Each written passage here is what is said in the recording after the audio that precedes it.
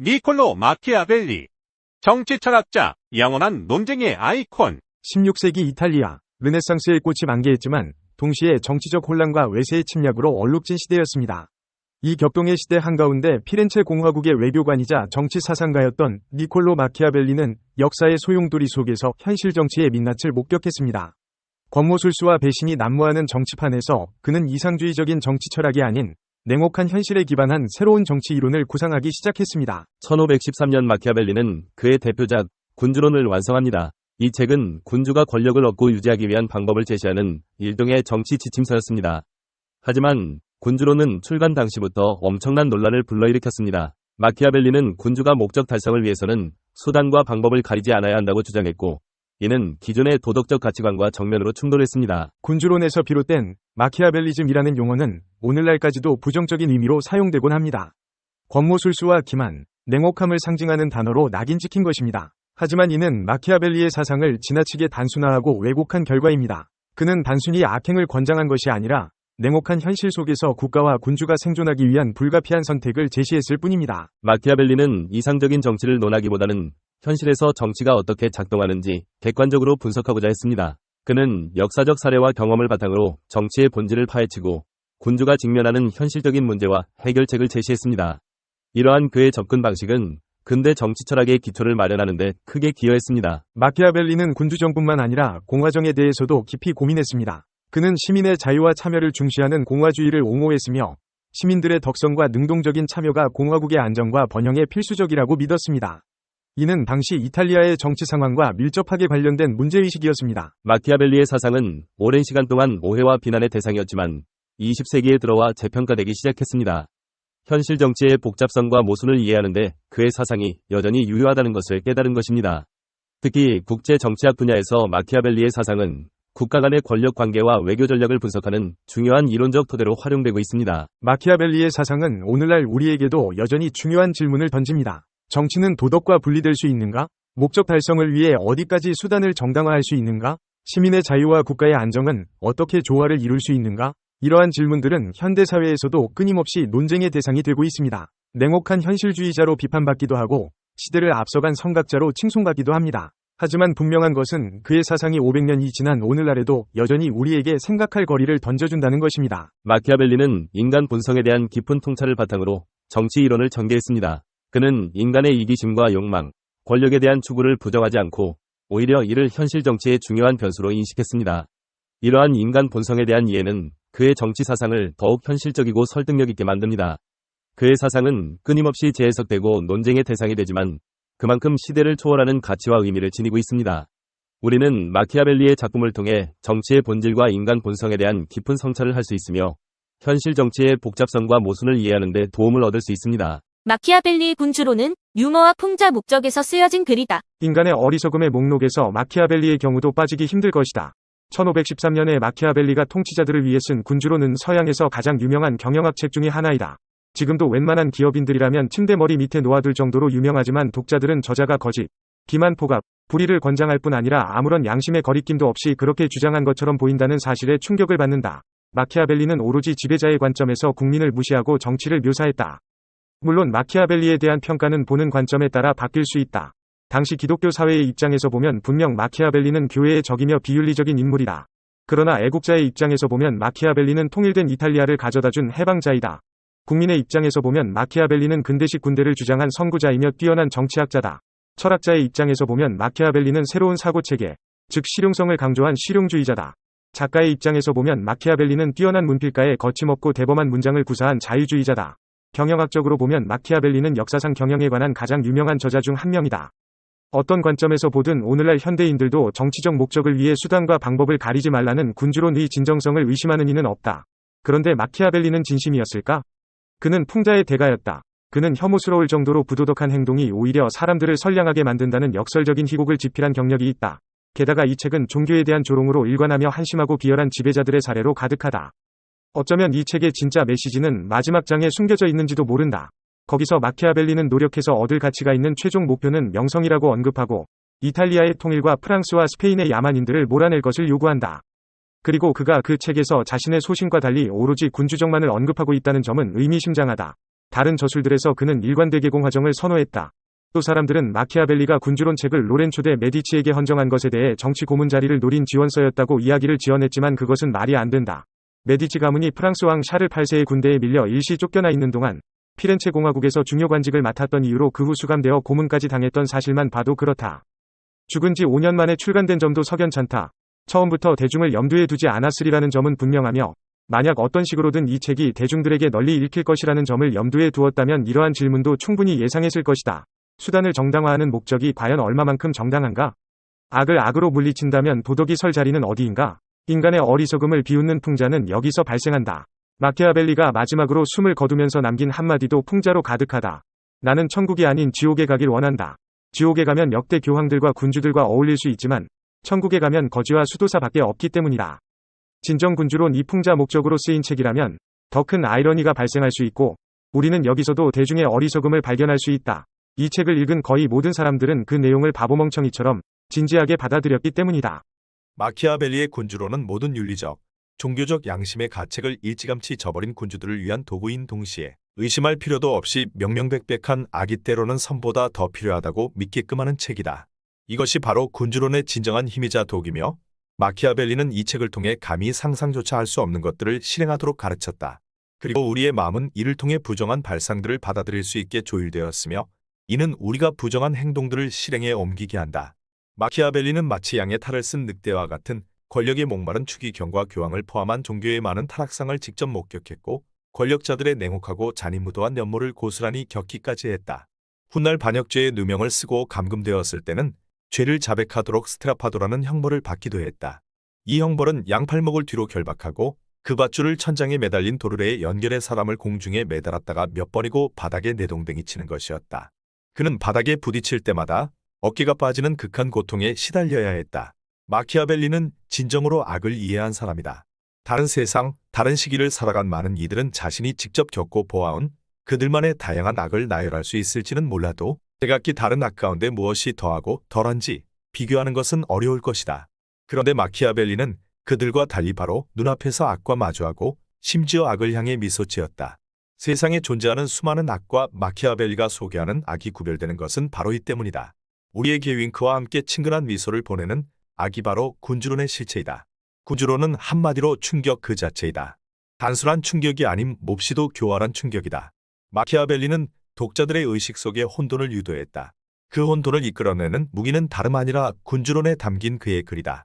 그는 혹시라도 남이 들을까 조심스레 속삭여 말할 내용들을 글로 명확하게 언급했고 남들이 생각하기조차 꺼리는 것 또한 은밀하게 속삭이며 전하고자 했다. 마키아벨리는 모든 사람은 신의를 지키며 정직하게 살아가는 군주의 모습이 칭송받아야 한다는데 동의할 것이다라며 조심스레 이야기를 꺼낸다. 마키아벨리는 현세에서 어떤 일이 일어나는지 유심히 관찰할 것을 권했다. 실제로 우리가 알고 있는 이른바 위협을 세운 군주들은 신의를 저버렸던 이들이었다. 해로운 결과를 초래하는데도 단순히 신의를 지키고자 행동하는 것은 어리석은 짓이다. 만약 세상 모든 이가 신의를 지킨다면 이 가르침은 분명히 옳다고 할 수 없다. 하지만 모든 이가 사악하고 당신에게 신뢰 따위는 기대하지도 않는다면 당신 또한 그들을 신뢰할 필요가 있을까? 단지 편의를 도모하고자 신뢰를 저버리라고 하는 것은 아니다. 마키아벨리는 선하다는 것 자체를 너무나도 철없는 발상이라고 여겼다. 그러한 관점에서 그는 성공적인 군주는 진심으로 선하고자 노력하기보다 그저 남들에게 선하게 보이는데 중점을 두어야 한다고 주장했다. 다들 알다시피 사람들은 외관적인 부분에 쉽게 속는다. 군주에게는 바로 그런 속임수가 필요하므로 이것은 완벽한 군주가 되기 위한 하나의 기술인 셈이다. 그래서 마키아벨리는 군주란 훌륭한 거짓말쟁이이자 위선자가 되어야 한다고 가르쳤다. 그는 군주가 위에 나열된 덕목들을 반드시 갖춰야 할 필요는 없지만 그러한 덕목을 갖추었음을 타인들에게 보여줄 필요는 있다고 했다. 심지어 그 덕목들을 갖추고 늘 유지하는 것은 오히려 군주에게 해가 된다고 주장했다. 또 반면에 그러한 덕목들을 단지 보여주기 위해 갖추는 것은 군주에게 유용하다고 했다.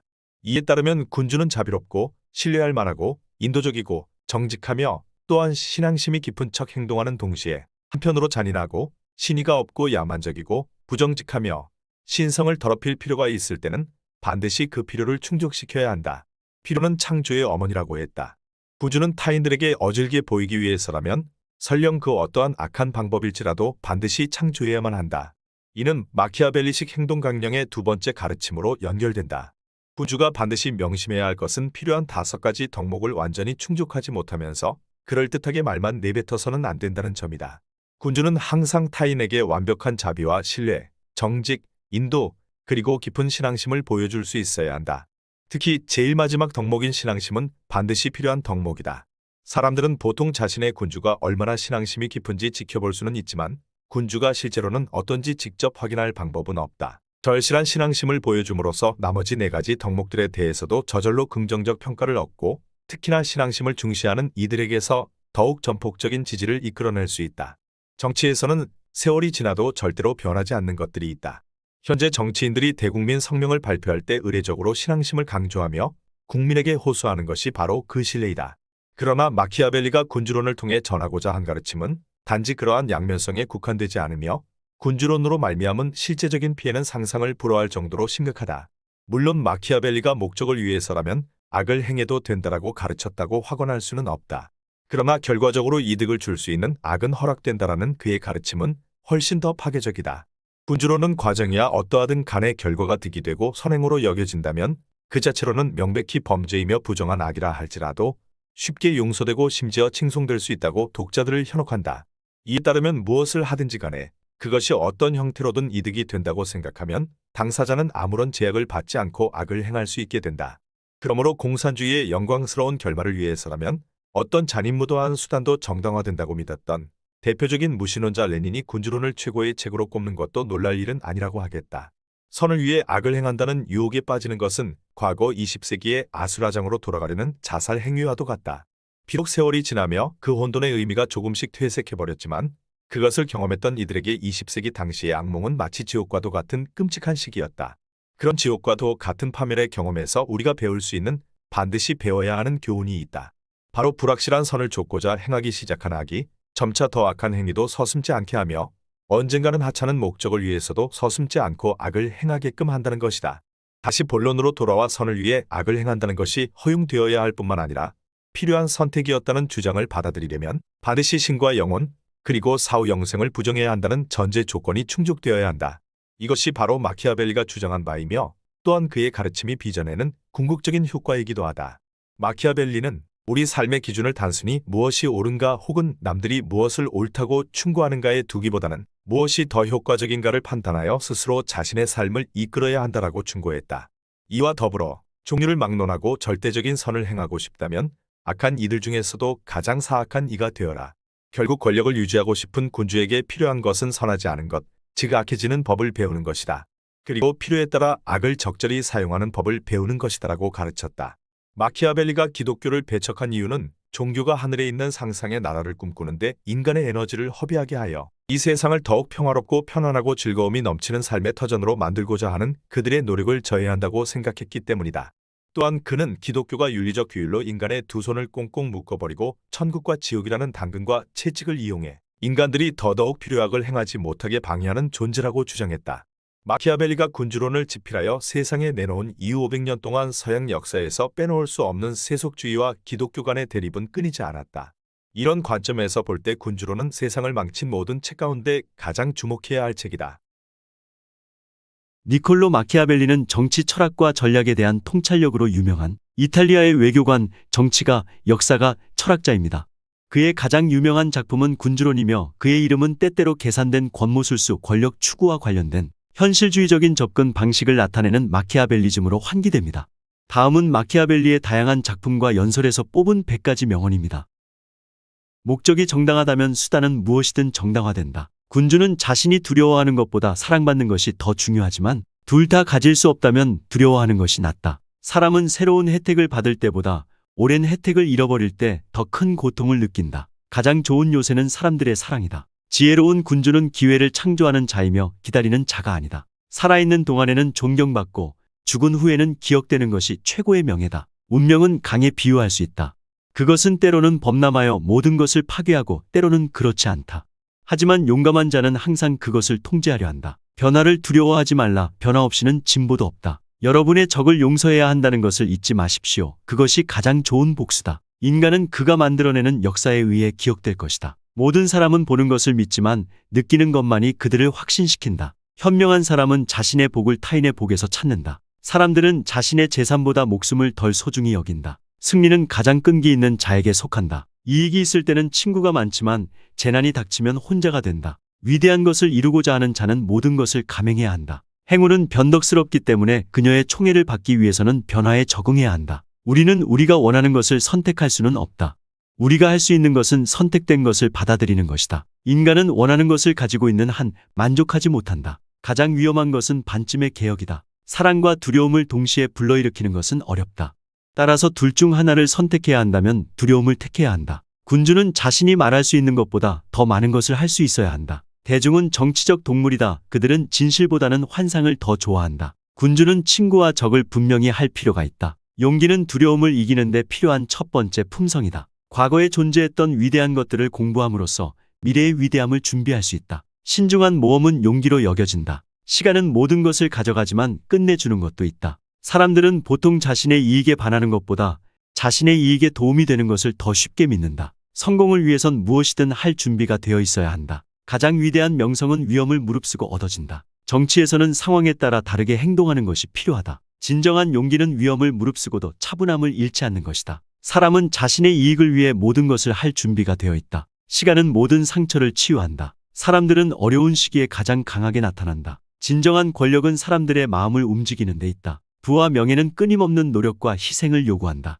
진정한 리더는 불확실한 시기에도 결단력을 가진다. 혁신은 위험하지만 필수적이다. 군주는 누구보다도 현명해야 한다. 말보다 행동이 중요하다. 가장 좋은 방어는 공격이다. 명예로운 생활은 가장 좋은 삶이다. 불행을 겪는 것은 삶의 일부이다. 가장 큰 힘은 자기 자신을 제어하는 데 있다. 의심할 때는 가장 조심해야 한다. 실수에서 배우는 것이 지혜의 시작이다. 인간은 그가 경험하는 것에 의해 정의된다. 사랑은 쉽게 변하나 존경은 끈기 있게 지속된다. 우리의 운명은 우리의 손에 있다. 가장 위대한 성공은 가장 큰 실패에서 온다. 선을 행하라. 그러나 선이 당신을 파멸로 이끌지 않도록 조심하라. 사람들은 거의 항상 자기가 믿고 싶어 하는 것만을 믿는다. 어떤 것이 옳은지, 어떤 것이 필요한지를 구분하는 것이 지혜의 시작이다. 모든 것은 변한다. 변하지 않는 것은 변화 자체뿐이다. 힘은 결코 유지되어서는 안 된다. 그것은 항상 사용되어야 한다. 자유를 지키기 위해 우리는 용감해야 한다. 사람들은 종종 자신의 환상을 현실보다 더 사랑한다. 소수의 믿음직한 친구가